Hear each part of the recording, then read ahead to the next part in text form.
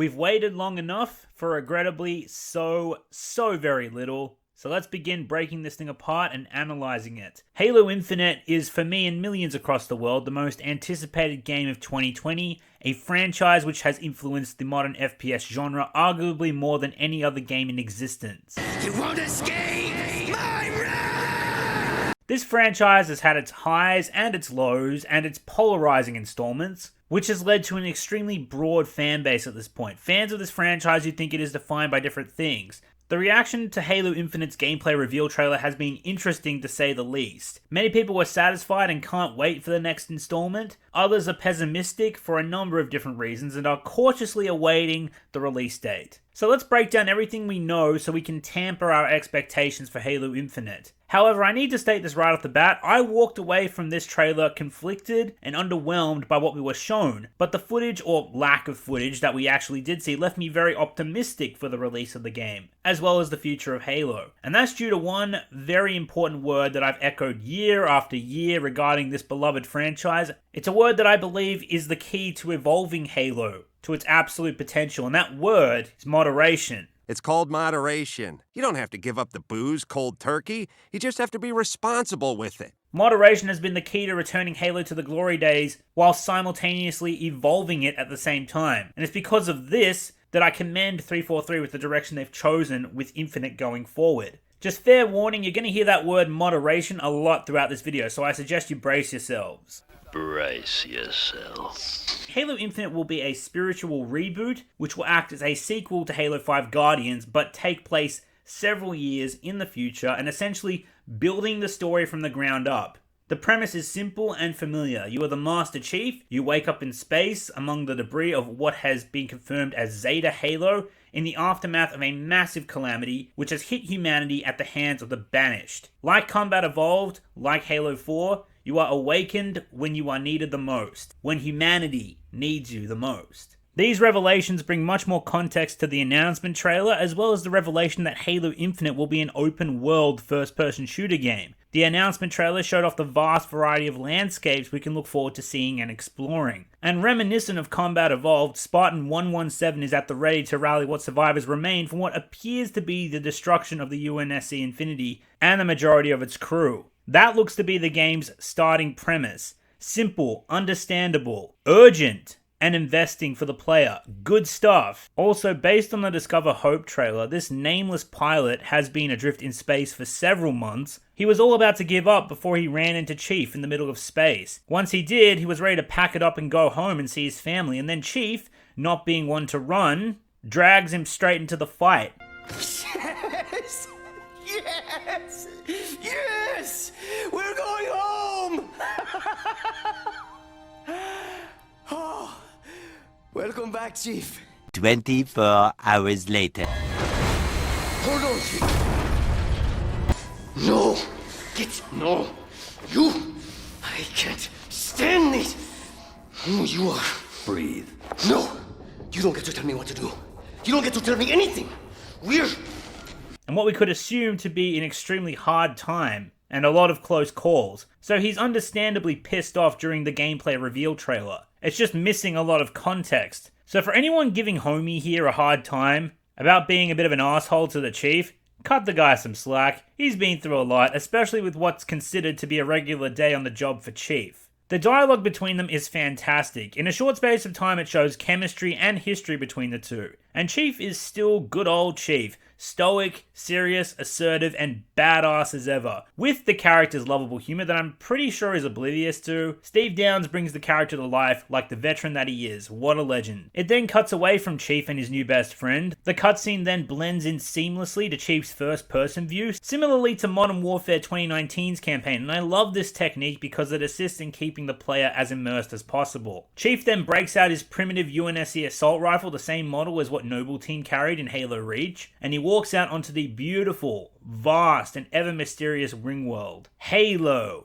Oh shit. Here we go again. Now let's start with the assault rifle. This is a bizarre choice. Reach's assault rifle was not popular. I myself didn't mind it since it looked like a slightly downgraded and more primitive weapon to Combat Evolved's rifle.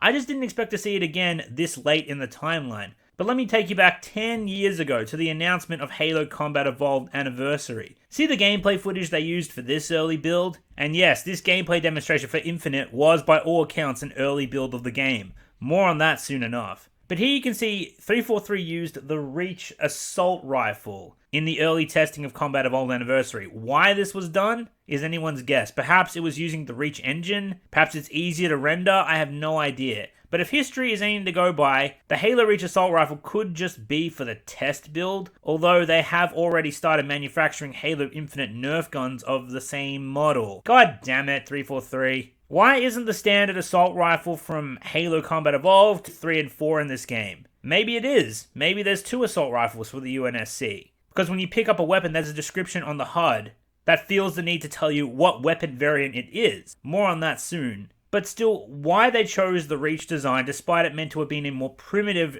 designed assault rifle, and despite the fact that Halo Infinite is taking place in the future, I have no idea. Now we take a look at the ring world itself. To be honest, the ring itself looks genuinely gorgeous. Vast valleys, mountaintops, wildlife, interesting flora, brimming with mystery, history, and character. We turn to our right after exiting the Pelican, and we see what remains of a UNSC frigate which crash landed on the ring. Why did it crash land? What was it carrying? We don't know, but it's begging for us to find out. We also see the ring is overrun with hostiles. Infantry units of the Banished and its different species have claimed this ring. It is theirs now. Or is it? Not on your bloody watch. What do you want? What do I want? This is my land. If I'm standing on it, it's my land.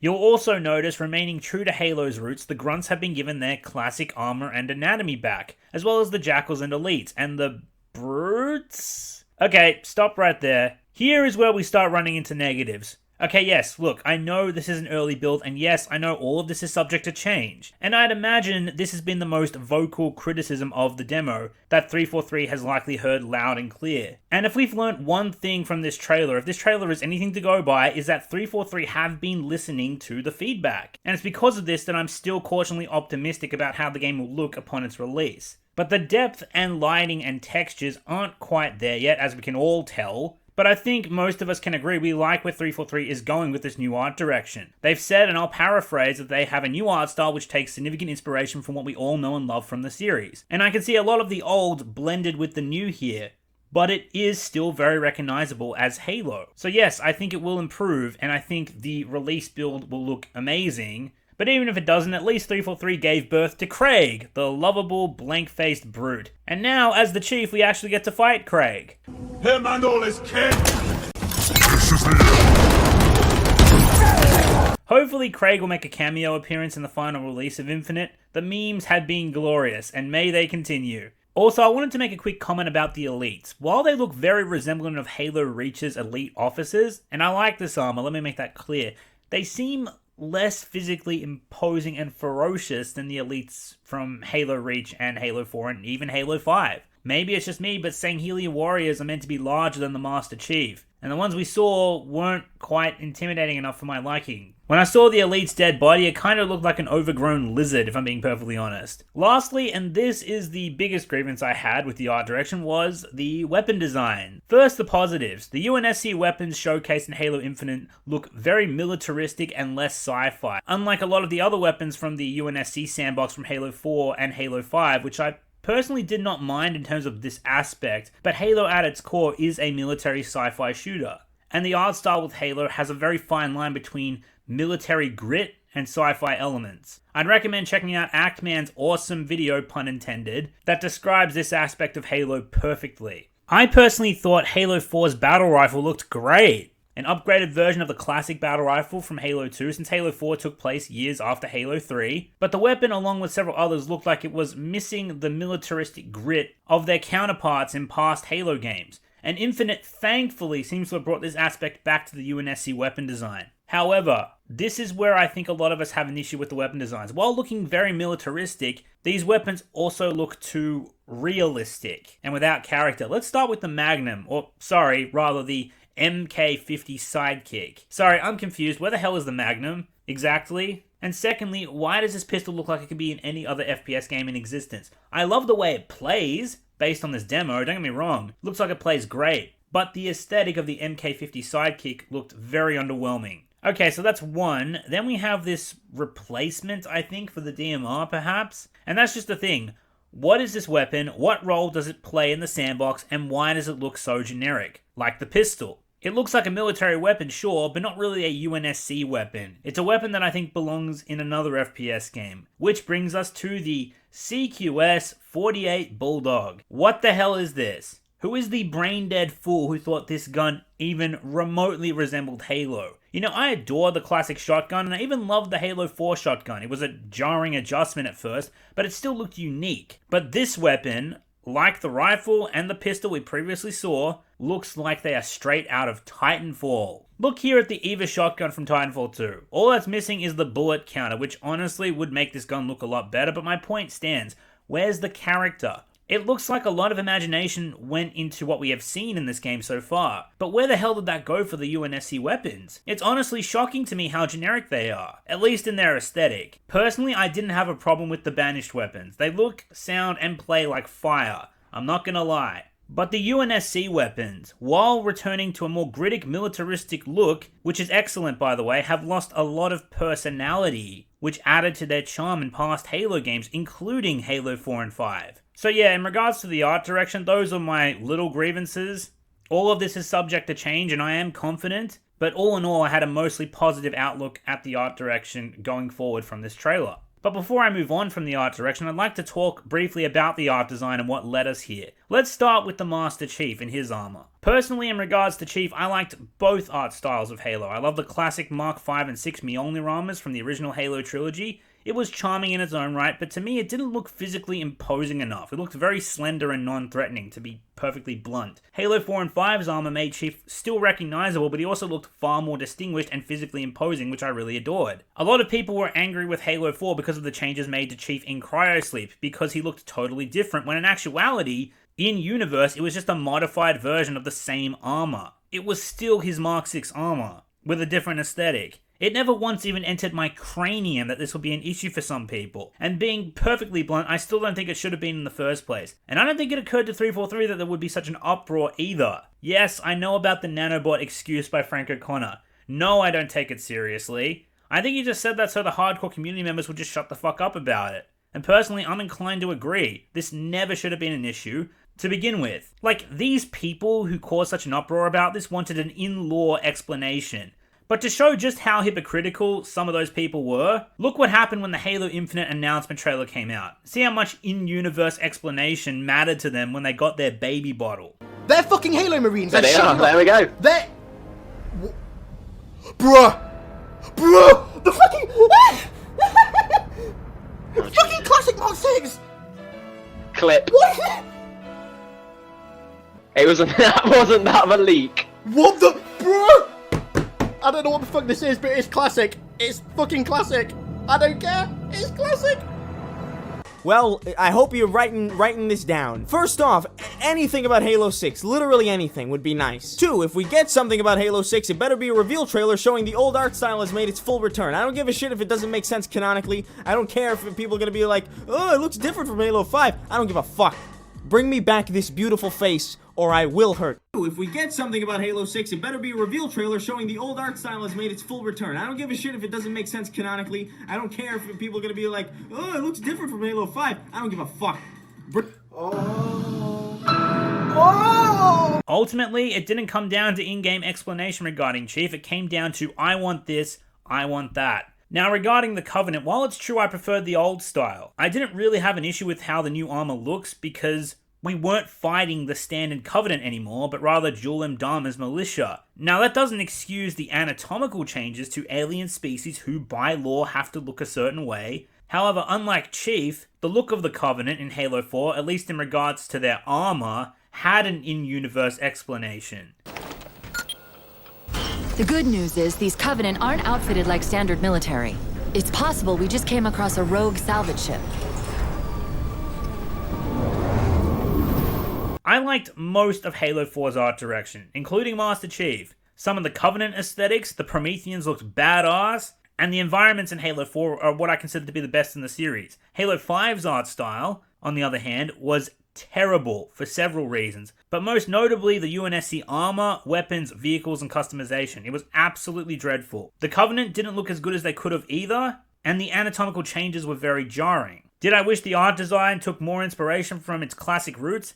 Yes. Am I happy with 343's art direction from the Halo Infinite gameplay trailer and the look of the Master Chief? Yes, absolutely. But did I think it needed a complete reversion of art direction? No, absolutely not. To summarize my thoughts on Infinite's art style and graphics, I see a ton of great additions, I see a lot of awesome changes that capture Halo's personality, but I see a lot of changes that still need to be made, mainly to the weapon aesthetics of certain guns from the UNSC. The brutes, to be blunt, anatomically look atrocious, and are missing a ton of textures and expressions. The artwork is heading in the right direction, certainly needing a polish to look less divorced from its surroundings, to make it look and feel like it's all blended together. And ultimately, the build we saw all this from for this demo was very disappointing, but I will go more into that towards the end of this video. I think we've spoken enough about the art style and visuals, now let's talk gameplay. Okay, so first off, Sprint makes a return to Halo, and I was very, very, very much delighted.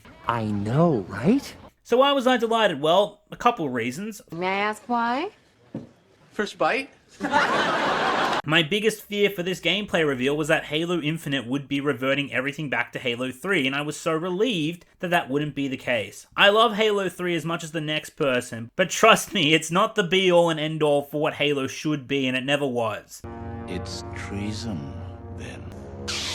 Okay, sorry to grind this video to a halt, but what you just saw was my initial reaction to Halo Infinite's gameplay reveal, and the inclusion of Sprint. I don't know if you can tell at this point, but this video has gone through several rewrites, and this is one of them. Throughout my research for this video, I've gained a much broader understanding for the effects of Sprint and Clamber and how it applies to Halo. I've heard people whine and bitch about Sprint as a mechanic for years, and I never fully understood why that is. The reason why I left my initial reaction in this video is to show that someone's opinion can drastically change once they've been given the objective facts. The arguments against Sprint and Halo as well as Clamber as a detrimental mechanic, at least in regards to Halo 5, are absolutely correct. The reason why it took so long to get this through my thick fucking skull is because like 99% of the Halo YouTube community does a piss poor job of translating this, and why this fundamentally causes issues with Halo's gameplay. I know that sounds very uncharitable, but it speaks wonders when Chris Raygun comes out with his 30-minute video wearing a Bungie t-shirt looking like Joe motherfucking Staten, who's an absolute legend by the way,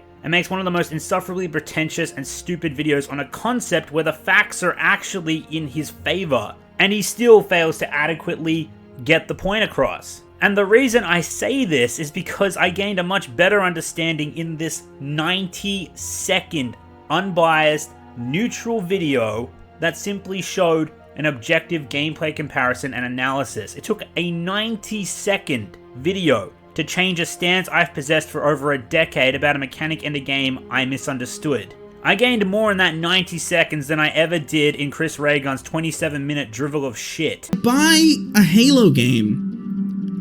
I'm not buying parkour laser tag. If Halo 5 was a new IP, I genuinely believe that it probably would have done incredibly well. Because the gameplay is good, and the combat loop is good. But in achieving that good, we lost the great. For what it's worth, I do think Halo 5 is, at the very least, a great first-person shooter. And if Halo Infinite can at least deliver on that standard, then you know what, I'll be happy to see what decisions they make and what story they decide to tell. I am going to like Halo Infinite. I already know that. But I like a lot of things. What I want is to love it. Oh my god, my insides are on fire! And also, admittedly, some lengthy discussions with a buddy of mine who does game design, and helped me put this video together. Not only has this revelation made me gain a greater disdain for some of the Halo YouTube community, but it really goes to show me personally how many people lead their arguments with bias rather than objectivity, and it can really screw up the overall result. In a nutshell, Sprint and Clamber in Halo 5 lock you into an animation that you didn't need to traverse the same maps in Halo 2 both horizontally and vertically in the same amount of time, if not quicker, while still retaining the ability to shoot. I think if more community members spent more time being objective instead of going on and on about how the new games aren't classic, people in the community will have a much clearer understanding of each other. Some members of this community are worse than others. However, this new understanding of how mechanics work doesn't change my stance on moderation in Halo. I do think sprint can work just as much as I think clamber can work in Halo. It just depends on the execution. So let me tell you where I stand on Halo and how its combat should evolve. Rather than removal and reversion back to the old, I stand firmly in the middle. Moderation is the key to perfecting and evolving Halo's formula. Moderation is in fact the key to life itself, as some say. The very reason I adored Halo 4 so much is because it was essentially Halo Reach without the functional issues of that game. Things like the broken bloom, which led to a lot of problems during precision gunfights. Armor lock, which I don't need to say anything more about that. And of course, the bubble shield regen, both of which were armor abilities in the loadouts and tied to the character. And it's because of this that I enjoyed the loadout system in Halo 4 much more. Very much so, in fact. The loadouts themselves weren't perfectly balanced, but then again, no Halo game is, even without the loadouts. But it wasn't the loadouts that were the problem, it was how they were implemented. A lack of moderation tied this new gameplay to every aspect of Halo 4,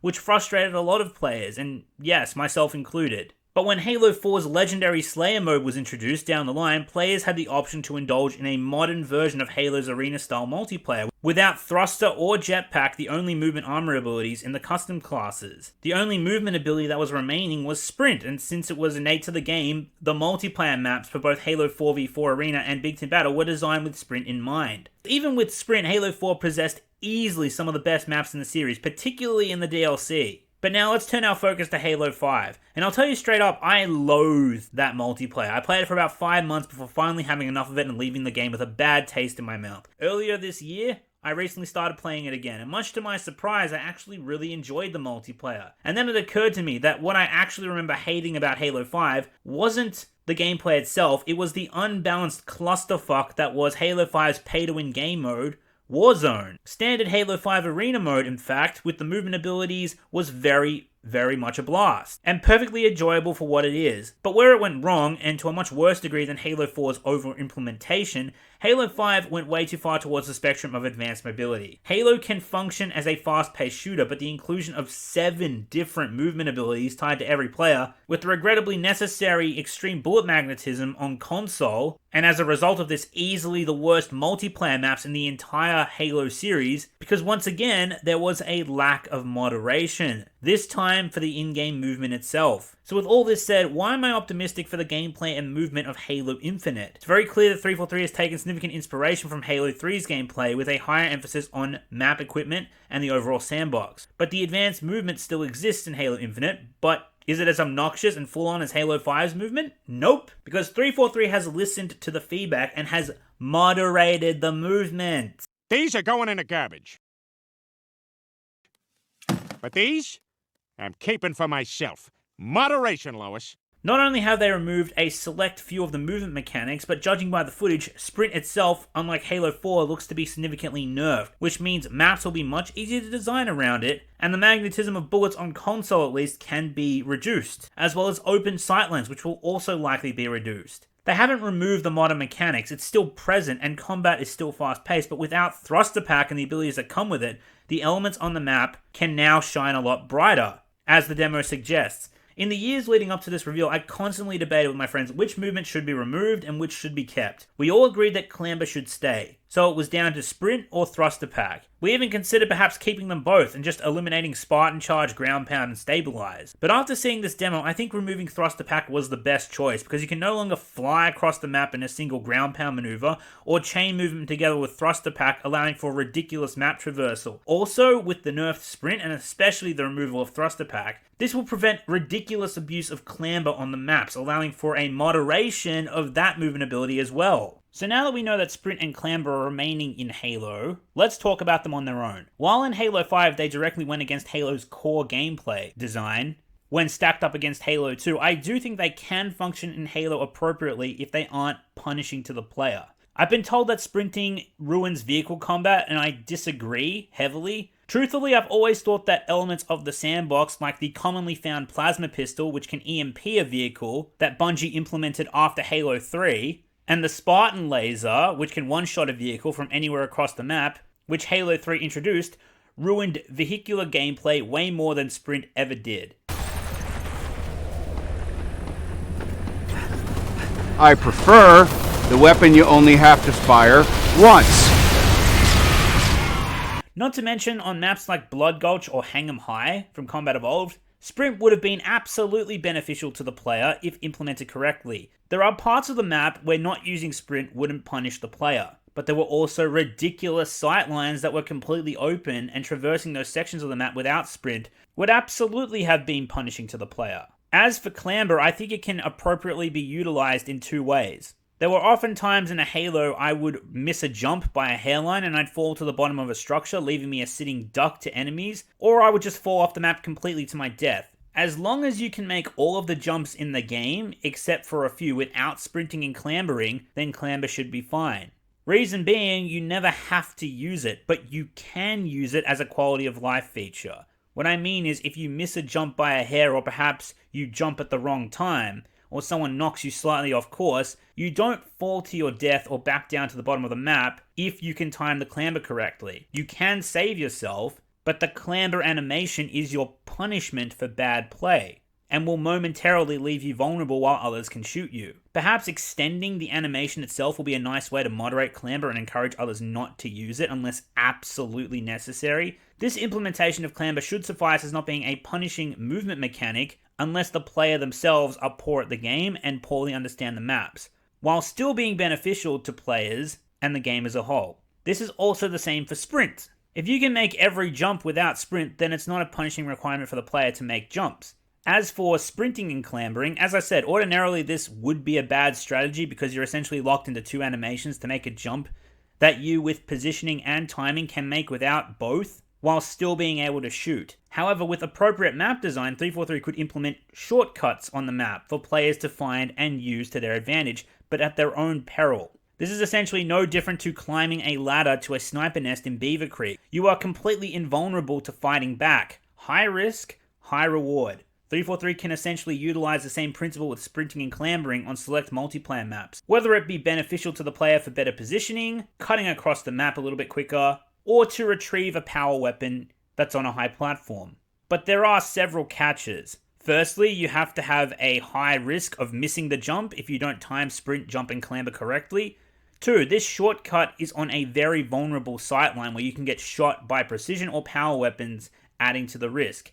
3, the sprint and clamber double animations prevent you from shooting back while enemies can shoot you. Now, if you manage to survive all 3 of this criteria, then sprint and clamber were both advantageous to the player at the high risk of being a detriment. But it was the player's choice to take that risk. They didn't have to do that. And with sprint, clamber, and slide, I think the multiplayer maps can be designed around these mechanics comfortably if 343 has learned from Halo 5. Slide personally never bothered me truthfully in Halo 5. A lot of the time I actually forget it's in the game. But with all this info, I'm both happy and optimistic with Halo Infinite's gameplay. Happy that 343 has stuck to their guns while at the same time having listened to the community without completely backtracking. The gameplay is fast-paced, and the moderation of movement will allow for much more traditional Halo map design and of much higher quality going forward, we can expect. However, we have yet to see anything regarding the multiplayer. 343 have already said that they've moderated the grapple hook for multiplayer, removing it as an innate ability to the player. So with that said, I think it's highly probable that 343 will implement a classic playlist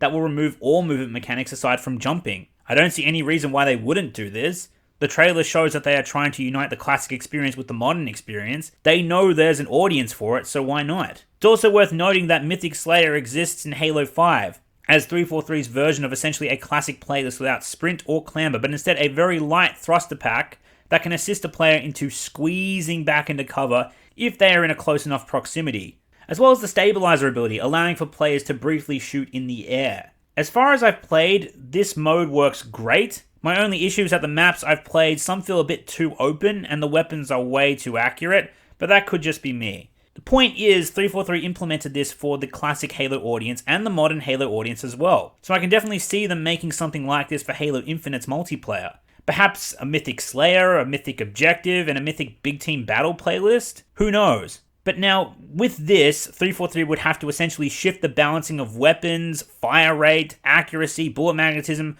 for a classic playlist without sprint, clamber, or slide. Time will tell how the guns will play exactly, but hopefully again they can find some middle ground where it can be easily tweaked for both styles. and hopefully the map design will be fantastic and complementary to both as well. It's also worth mentioning that Mythic Slayer was showcased on Halo 5 months ago as a featured playlist for a limited time, to the delight of many who speculated this could actually be a test beta for Halo Infinite's multiplayer. The mode was taken down, however, before I got the chance to play it at the time, but now it's back as of August 2020, days after the gameplay reveal for Halo Infinite. Does anyone else find this a little odd?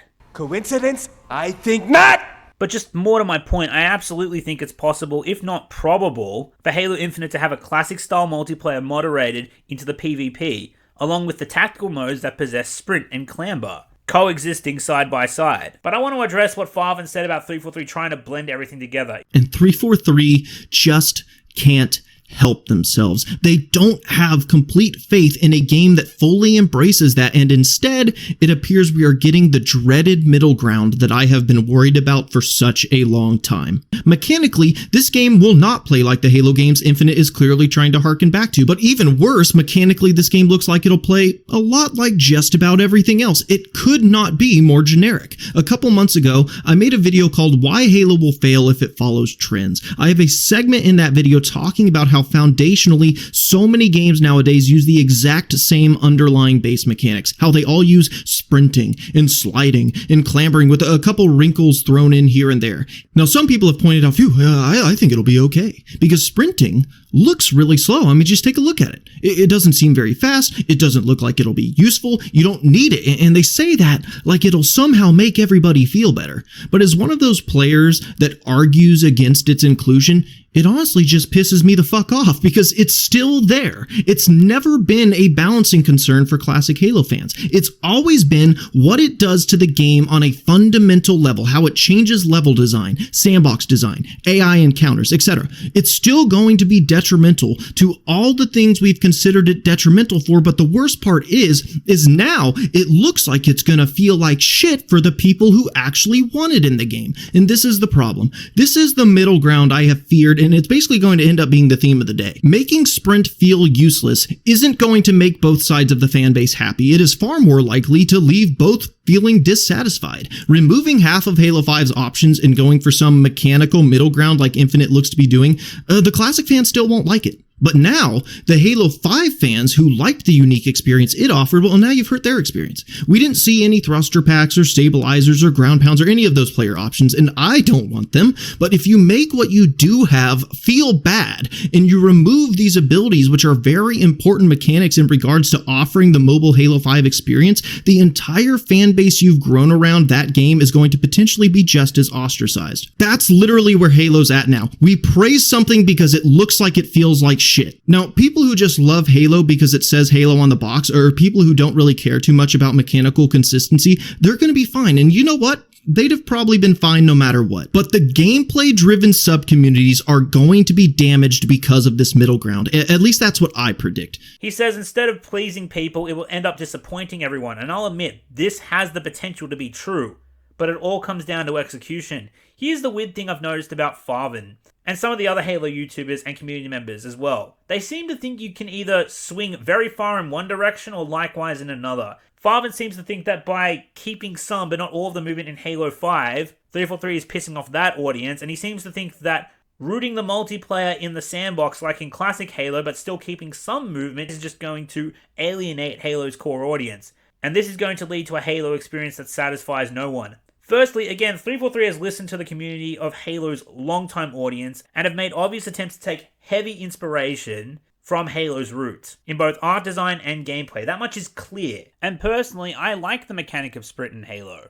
I like the objective skill gap it presents to Halo on a tactical level. The reason it doesn't jive well with Halo's formula is because on paper it's typically punishing to movement. But this can also add to the skill gap of knowing the maps, and knowing them well. Knowing when and when not to sprint, to traverse the maps as quickly as possible whilst maintaining gun at the ready, during sightlines where sprint makes you vulnerable. The only time this skill gap won't particularly help you is when someone stumbles onto you from the back. But that has nothing to do with using sprint wisely or not, because you'd be just as vulnerable in that particular circumstance without it. But for example, sprinting down a corridor, for instance, is typically suicide, because someone who's waiting at the end could just side strafe, gun at the ready, into your view and start shooting you before you can get your gun up. Or for another example, sprinting into a close quarters gunfight is typically very unwise, just to name but a few scenarios. And players learn these lessons as well as how to traverse the maps effectively with sprint through time and experience. It's one of the reasons why Halo 4's multiplayer was so fun for me and always has been. Now, Farvin, you say people who don't want sprint are going to be annoyed with Halo Infinite for having it, and the people who loved Halo 5 who want thruster back are going to be pissed off, and that Halo Infinite looks like any generic shooter.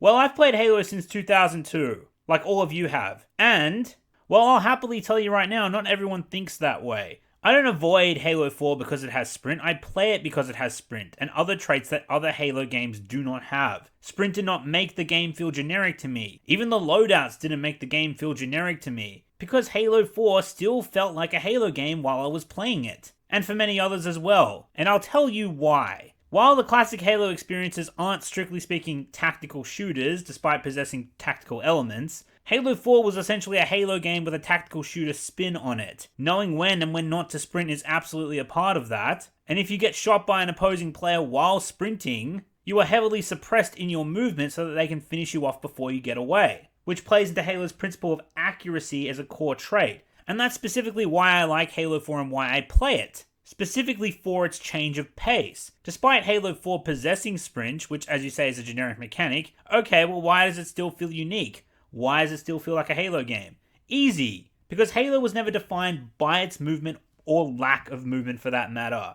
Halo is defined by its sandbox. Where else can I play a game that lets me fire the Halo assault rifle, the Covenant carbine, plasma pistol, or needler? Not to mention the new Promethean weapons. How many other shooters have alien guns as part of the sandbox? How many other shooters don't have ADS, which we will discuss soon regarding Infinite? How many shooters have Halo's crazy physics? How many other shooters have creative armor abilities like hologram, or auto turret, or hard light shield? And how many other shooters have a shield system governed by accuracy like Halo does? You might find one other shooter for any one of those categories, but good luck finding one that has all of them. And that's why Halo 4 still felt like a Halo game, and why I loved every second of it despite the changes made, which added their own element of fun to the game. Contrary to what the internet would have you believe, Halo 4 has a huge player base on MCC. Feel free to check it out if you don't believe me. And you know what? I play classic Halo 2 also for the change of pace it brings, and I play every single one of them for different reasons. Combat Evolved is Halo in its purest form, is it not? And that's why I play it. I play Halo 2 because it's a nice in-between between Halo Combat Evolved's simplicity and Halo 3's expansive sandbox with hit-scan weaponry, as well as the overpowered energy sword. I play Halo 3 for its excellent PvP vehicle combat, and because it has the overall widest sandbox of any other Halo game. I play Halo Reach because it has creative armor abilities that give the player some element of choice going into every match, that can be used to great effect with critical thinking and at the same time having a slower pace than Halo 4. They're all Halo games, with different tweaks to Halo's core formula, and they are all distinguished and all fun as hell to play. Sure, some people only played Combat Evolved, some people only played Halo 1 and 2, some people dropped off after Halo 3 because they didn't like armor abilities, and some people dropped off after Halo Reach because they didn't like sprint. Everyone is different. The important thing for Halo is to maintain a core connection with its foundation so that people can still connect with it the same way. And this extends beyond the gameplay, it goes to music and aesthetic as well. Every Halo game that came after Combat Evolved has maintained that connection to varying degrees.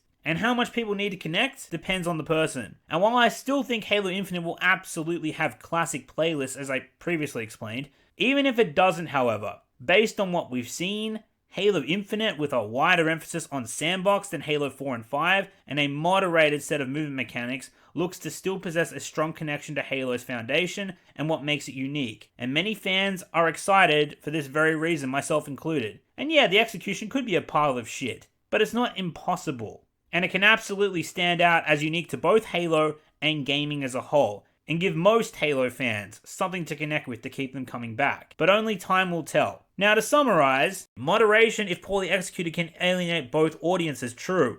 But if given proper care, moderation can satisfy everybody. The best of both worlds, implementing the new whilst keeping the old intact and helping it feel familiar to returning players. And this is entirely possible if done correctly. You should really try to walk the middle ground every once in a while. See the glass half full. But before I move on, there's one more thing in regards to the gameplay that I wanted to discuss. And here's the thing I think most of us can agree on. And correct me if I'm wrong, if you differ from my perspective on this. But from what I've seen, Halo Infinite has eliminated the aim down sight feature for every gun without a scope or hollow sight. Fucking yes. People tell me that Halo is meant to play out like an arcadic shooter. The gameplay has a degree of simplicity to it, and I absolutely agree to that in regards to Halo's weaponry and shooting mechanics, because Halo is defined by its weapon sandbox, not its movement or lack of movement. However, once again, moderation. 343 has toned back on every single gun having a smart aim feature. The ADS of Halo 5 is one aspect of its gameplay that I just never warmed up to. I felt it was unnecessarily tedious and ridiculous for every gun to have a less accurate sightline unless you're zoomed in. And adding to what I said before, this will absolutely help with the map design. Less ADS will likely mean close range encounters would be more prevalent in the gameplay. It was actually because of the ADS of Halo 5's gunplay that I was amazed people thought Halo 5 played more like Halo than Halo 4 did. Halo 4 didn't have ADS for every weapon. Sure, it had custom classes, but without those custom classes, it was essentially a faster-paced FPS game with Halo's shield system and arcadic shooting mechanics. Which is why Halo 4 absolutely felt like Halo when I played it, contrary to the internet's narrative. But once again, moderation comes through in Infinite's gameplay, and once again it is welcome, assuming the demo was meant to showcase that. But alas, that all aside, let's move on to what I've been wanting to talk to you about, the open world of Halo Infinite and its potential. Its potential to both blow us away like Breaking Benjamin, or its potential to disappoint us immensely.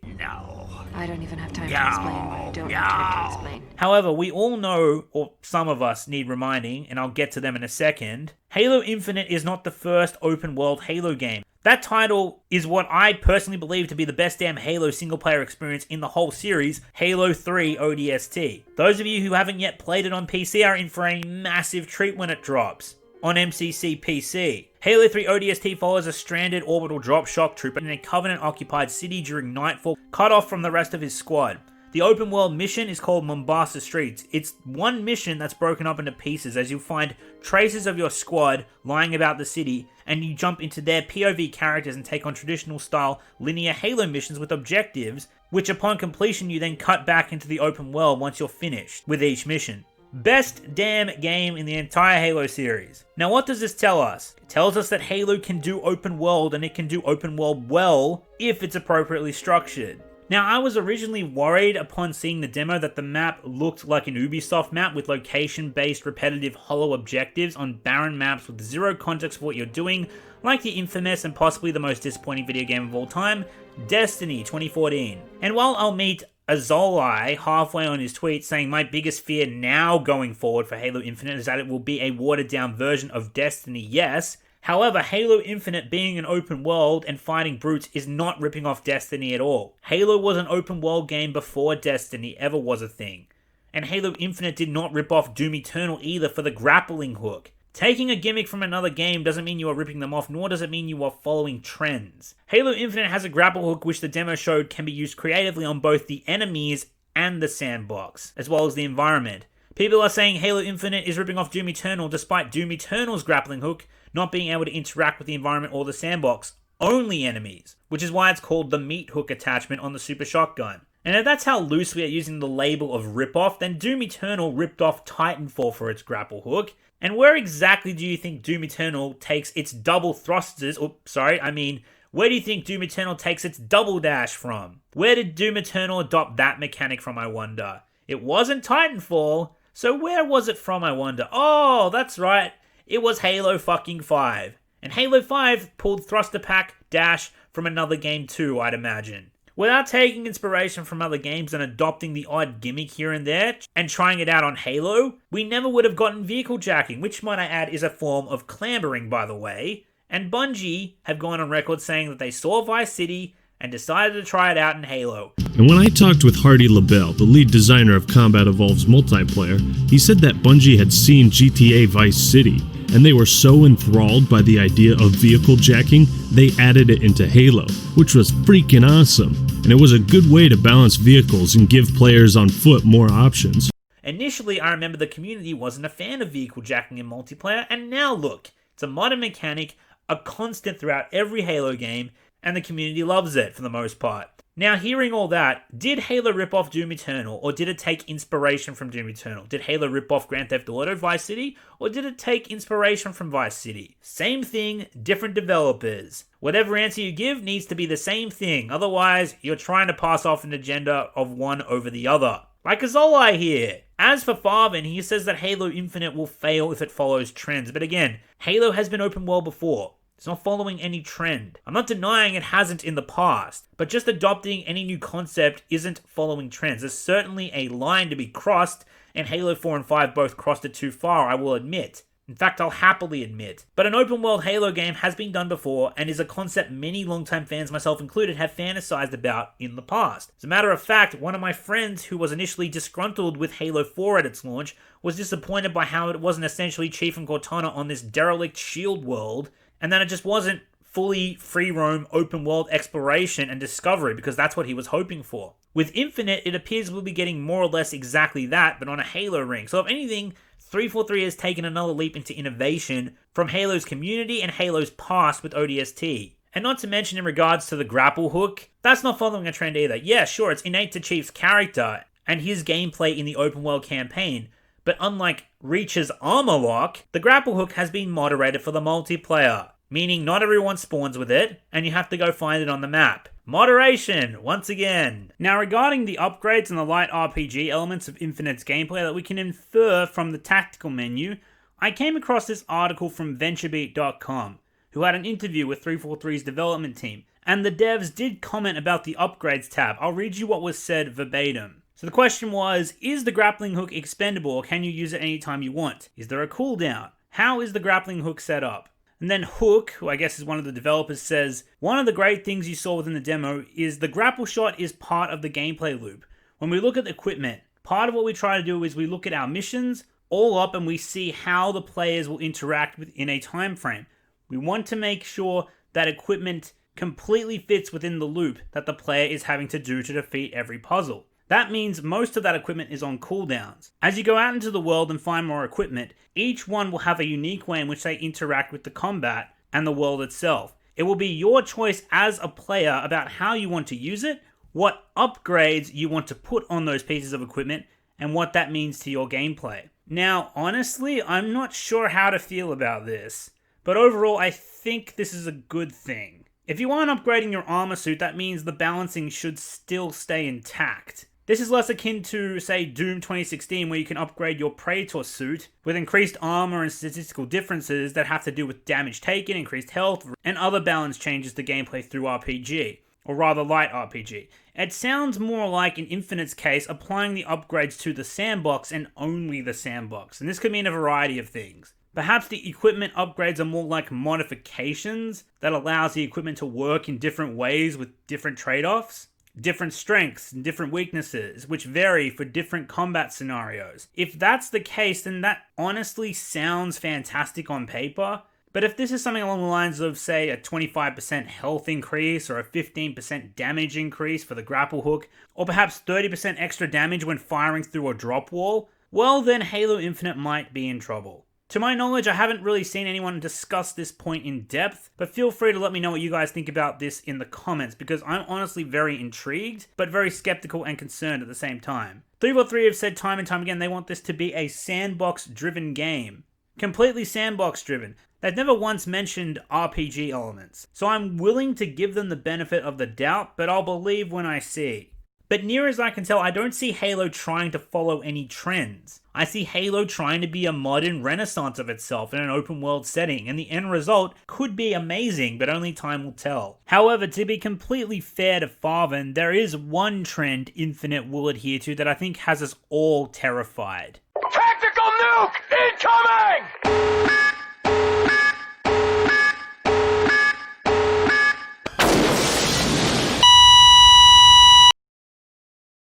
But just the idea of taking concepts from other games or following trends isn't inherently a bad thing on its own. It all comes down to execution and, more importantly, in the case of Halo, its implementation. Finally, to finish responding to Azolai, while you have the right to be concerned that Halo could end up being like Destiny, especially with this whole 10-year plan of Microsoft's, which raises a huge red flag, and those who don't learn from history are doomed to repeat it, as we all know. I don't think Halo will be hollow and lifeless like Destiny. My evidence for this is as follows. 1. Destiny's gameplay and story was entirely without context, which is why it fell so flat, and there was no codex. Halo has context. We know who Chief is, who this pilot is, and who the Banished are, and what is happening. If any of those elements are not made crystal clear to new players and returning ones, which 343 has already said will not be the case, then that brings me to number 2. There will be a codex on the menu, as you can see in the database tab, for Halo Infinite. And if this game is anything like Halo Wars 2, these will be akin to the Phoenix logs that will explain everything about locations, enemies, and the lore that isn't explained in the game. 3. What we saw in this 5-minute long gameplay reveal alone shits on just about anything Destiny and most of Destiny 2 has to offer story-wise. And finally, this gameplay demo looks to be a huge callback to Halo Combat Evolved's second mission, where you crash land on a Halo ring and you have to recon the area. People, myself included, are worried that these missions will be nothing more than busy work and repetitive like Ubisoft and Destiny's quests were. But what was our objective in the original Combat Evolved mission? Find 3 groups of stranded Marines and play firefight until evac showed up. And in this Infinite game demo, the Master Chief has been tasked with taking out 3 anti-aircraft guns. And this will require exploration and infiltration to do just that. And this is not an objective that is foreign to Halo games or the Master Chief. And 343 have confirmed that while this is an open world game, it is a linear story, and Halo 3 ODST was just that, which tells me that Halo Infinite really does have a fighting chance, and based on all this information, I'm choosing optimism over pessimism. So hopefully that paints a clear enough picture as to why we should be optimistic about the open world of Halo Infinite, and how fulfilling it will be for players. Not to mention the inclusion of a day-night cycle. Sign me the fuck up. Imagine it turns to nighttime on the ring and the Banished are hunting Chief like an animal. That would be pretty cool. Now let's move along and talk about difficulty and AI. Now, honestly, the gameplay looks fun on normal. Perfectly fine, but the AI just didn't seem too bright. We see brutes go berserk and run straight at you, but do nothing to throw off your aim. We see elites can commando roll, they do it, but they do it into gunfire and not away from it. It's a little bit concerning, but I'd imagine enemies would be more evasive and aggressive on higher difficulties. This was played on normal after all, and it's an early build. 343 has said that they have designed heroic to be the optimal difficulty for player challenge, which leaves me to wonder just how difficult and most importantly fair legendary will be. It's also worth mentioning in the interview from VentureBeat that I came across that 343 made it very clear that AI intelligence was a priority when designing Infinite, and they made sure to make it so AIs are constantly interacting with the sandbox and taking full advantage of it just like the player is. The brutes throwing suicide grunts was just one example apparently. So that does kind of put my concerns at ease on that account. Also, let's talk about the little things that I noticed and some great additions 343 added into this game. The first being brutes throwing suicide grunts at the Master Chiefs. And the grunts resign themselves to this willingly with their lovable personalities before they go boom. The brutes have also been given their savage personalities back from Halo 3. This whole wacky dynamic between the aliens is very Halo indeed. Dripping with personality. Throwing fusion coils is dope as fuck. And here's something I've heard no one talk about. Shade turrets have fucking shields now. They have shields. Shade turrets have shields. Shade turrets are not entirely fucking defenseless anymore. Not to mention that classic design is back. Thank you, 343. And thank you for making that Covenant weapon more practical to use, because this is a hard truth to accept about the older Halo games, but let's be frank, so many Covenant weapons in past Halo games have been almost entirely fucking useless, particularly in the multiplayer. Well, now we can chalk one of the Covenant's most useless additions off that list. But that's most of my thoughts summarized. Finally, I want to talk about the music and sound design. I've heard some YouTubers discuss this announcement to a positive reception that Gareth Coker will be composing Halo Infinite alongside 343's main composer, but truthfully, I don't think the majority of you guys know what this means or how good this man's music is. Let's fix that, shall we?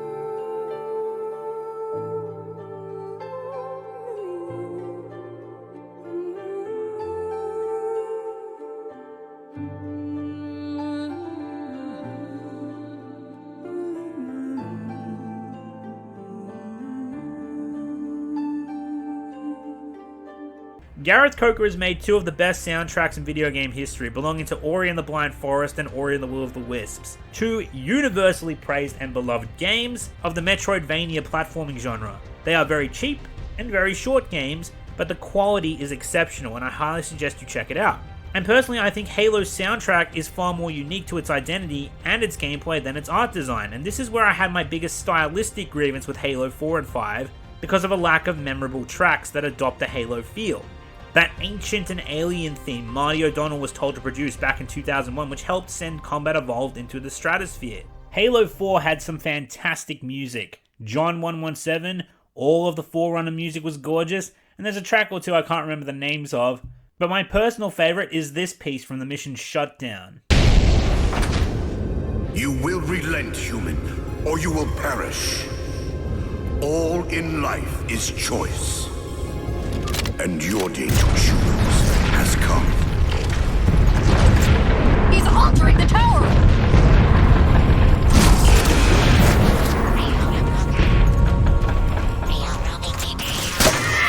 That was all great, but Halo 4 also had a lot of generic music that didn't complement the gameplay, and a lot of the time, it didn't have music pumping in the background at all, which was honestly bizarre to me, this being a Halo game. And most damnably, even though I liked the song, for some reason, the Forerunner music replaced the Halo theme on the main menu, and that was quite possibly Halo 4's biggest sin. As for Halo 5, they got the main menu music correct, and there was one memorable track that I can think of, but otherwise, I don't think Halo 5 had any other memorable tracks, and all the music fell very flat for me. Marty O'Donnell's music for the original games, and particularly Halo 3 ODST, is unlike any other in the video game industry, as far as I can think of. It has an excellent flow that always complements the gameplay and is incredibly unique, which in turn makes Halo incredibly unique. You can't replicate Marty's intellect, or any intellect for that matter, which is why Halo's music has regrettably declined in quality and identity over the years, particularly with Halo 5. And like I said, Halo 4's soundtrack was decent,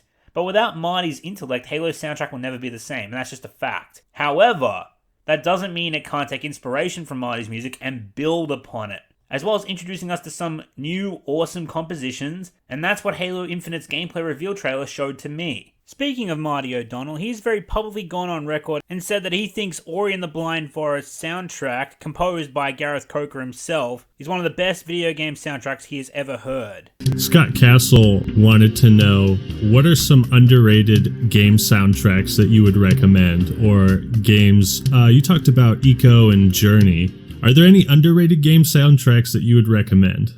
Well, gosh.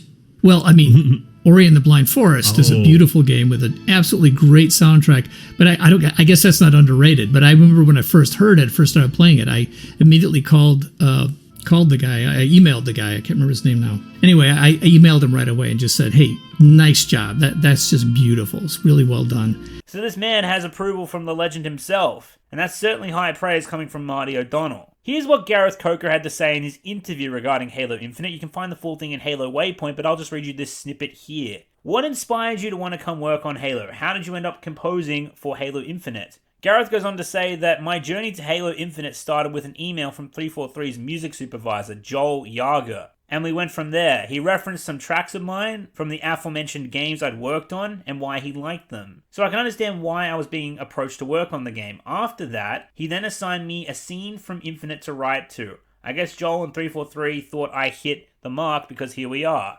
A couple of things we talked about at the beginning of the process was respecting Halo's musical history, whilst also pushing the boundaries to take it forward, which is of course dictated by the story too. Additionally, we went over thematic and motivic development, something I value very highly and why it's important to Halo. Most of all, we talked about capturing the essence of what it means to be Master Chief. It's not an easy thing to put into words, but when you play the game, it should be felt. It's something that you learn to recognize when you play a lot of games as I do, and you are also actively working on them. Anyway, that kind of ties into the first half of your question. It is most definitely inspiring to be offered the chance to add to an iconic character's story through music, and most of all to capture the feel of playing as him. Now, if that doesn't give you high hopes for the soundtrack, I honestly don't know what will. Finally, let's talk sound design. Honestly, I'm very mixed on this. Let's go back to Halo 4. Take the Storm Rifle for instance. I love the Storm Rifle. It's the first time in a Halo game since Halo Combat Evolved that a Covenant automatic rifle was actually formidable. Assuming you were firing it correctly, Halo Reach's Plasma Repeater was useless, and Halo 2, 3, and ODST nerfed the Plasma Rifle for the purposes of dual wielding. But the Storm Rifle actually kicks a ton of ass. The problem I and just about everyone else shared was that the projectiles didn't sound like plasma. It had a unique sound effect, but it also sounded like you were firing pellets.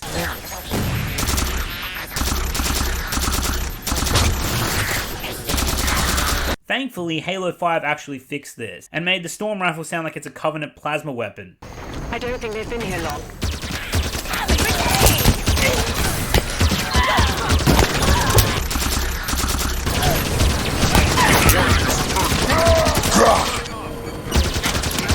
Here's what I'm getting at. Whether you like or dislike the Brute Ravager and the Covenant Pulse Carbine as weapons, based on how they played in the demo, they sound great. They don't sound like they're firing pellets. They have that spongy plasma sound effect that makes it sound like an alien gun. And honestly, I'm quite happy with the UNSC sound design as well, although I think it could still use some work. The sound design could be a bit more campy, as well as realistic. It's a fine line to walk with Halo. I think the battle rifle from Halo 2 is the best example of a gun that clearly sounds like it's a military, realistic weapon, with a touch of campiness to the sound effect. However, if you go too far into the realm of campiness, you'll wind up with the sound of Halo 3's assault rifle, which sounds about as threatening as a box full of kittens.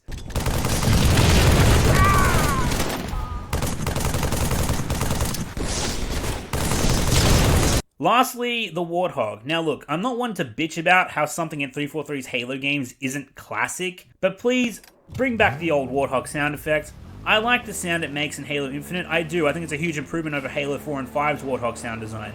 But come on, the Combat Evolved Warthog sound design is as unique and memorable to the franchise as Halo Combat Evolved's assault rifle model. Hell, even Ensemble Studios knew this, which is why they made sure it was in the original Halo Wars game, despite that game having virtually nothing to do with Bungie. Bring back the classic Warthog sound design, please, or take the original version and build off it, make it more memorable and unique to your own liking 343. Just make sure it's familiar to the players as well.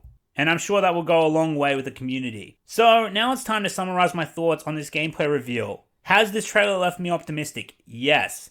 This, along with certain pieces of information the developers have confirmed, leave me very optimistic. This trailer screams of moderation, dialing back Halo to its roots, but also keeping some modern elements for its gameplay, so that it's new yet familiar.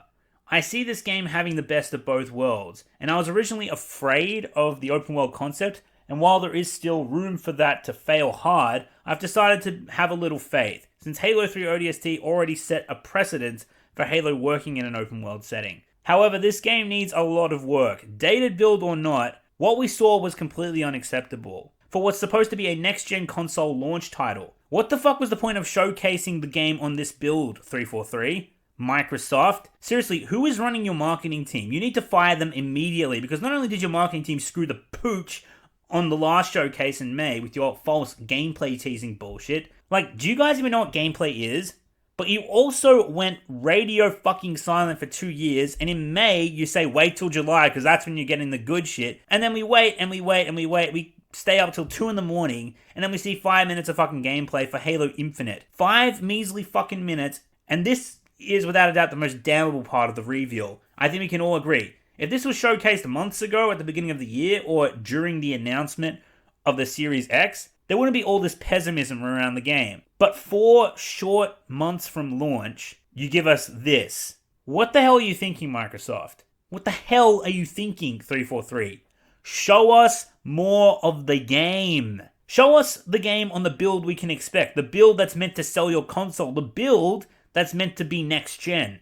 Because despite my optimism for what we did see, it's here I gotta tamper my expectations. Because we simply don't have enough to go on. We don't know if Forge will be there at launch, if Firefight, or hope, fingers crossed, Flood Firefight will be there at launch, what the multiplayer will be like at launch, how structured the open world will be, and its light RPG mechanics, if there's going to be any Prometheans in this game, or Flood, other key characters like Blue Team, Arbiter, Halsey, Lord Hood, the Didact. We've gotten 3 trailers in 2 years. An announcement trailer, which honestly shouldn't really count, Discover Hope, which was great, since it included the opening cutscene to the game, and now less than 5 minutes of gameplay on a random mission with very little context midway through the campaign on a very dated build. What the fuck are you doing, 343? Microsoft, or whoever the fuck's in charge, blow us away. What are you waiting for? Blow us away. Time is running out. What exactly are you waiting for? I need to know. I'm baffled. I'm shocked that this is what you've come up with so far. And if recent reports are to be believed, the development behind the scenes of Halo Infinite is a complete mess, helmed by incompetent management, and well, as much as I'd like to give 343 the benefit of the doubt on that one, the handling for Halo Infinite's build-up and its marketing and its showcase has been absolutely piss-poorly handled, and it doesn't do anything to lower my concerns. You guys need to fix that. Pronto. We are still waiting for you guys to wow us. Apparently there's going to be more info in August, but I guess time will tell, won't it? 343, look, I'm glad you've decided to delay the game. Truly, the entire Halo community is rejoicing that for once you guys aren't rushing this development. Personally, I don't know how you got Microsoft to go along with it, and on the marketing front, I still can't fathom who's running that shit show. But take all the time you need for Infinite. Make sure Forge is there at launch. Secondary and tertiary game modes are there at launch. A flawless running, rich, open world campaign at launch. And because of this, the game will succeed at launch, and the community will be all the more happy for it. In the meantime, however, show us even more of the game so that the community can be even more excited for what's to come. And so you can put a lot of our concerns to rest. We are eagerly anticipating what's next. All in all, Halo Infinite's gameplay reveal shows a lot of promise, but ultimately it was underwhelming because the hype and anticipation was too much for far too little. But here's looking forward and hoping that Halo Infinite will be everything we all know it can and should be. Thanks for watching this video. This brings us to the end. As you can tell, I've had a lot to say about Halo and its community for many, many years. I understand I could have made some of my points a bit clearer and more flushed out, but ultimately those tangents were off the topic at hand. So I had a limited amount of time to talk about them. Hopefully you understood my side of the fence, the side of moderation, and see what that has to offer Halo for the foreseeable future. This might be a little presumptuous of me, but I can imagine this video would have been a massive breath of fresh air for many of you out there. But regardless, I hope you enjoyed the video. Before I go, here's a little outro. Firstly, in case you can't tell, this is my second channel that's focused on my gaming interests. Halo would be at the top of that list. But you can find me primarily on Anomaly Inc., my main channel, where I talk primarily about movies and television pertaining to pop culture. Check it out once you're done here. Maybe you'll find something you like. Secondly, I want to give a shout out and thank you to all of my patrons and YouTube members for all of your generous contributions to the channel. It means a lot to me and I very much appreciate it. If you would like to become a channel member or a patron of this channel, you can find the links in the description. And speaking of links, thirdly, please go check out the channel's Discord server. What Discord basically is an online community where other followers of this channel go to talk about a range of different topics, varying from Star Wars, Marvel, Lord of the Rings, video games, and much more. Please check it out at your leisure, and who knows, maybe you'll make some friends along the way. Finally, here's one last thank you for staying till the end of the video. You are a legend. Wake me when you need me.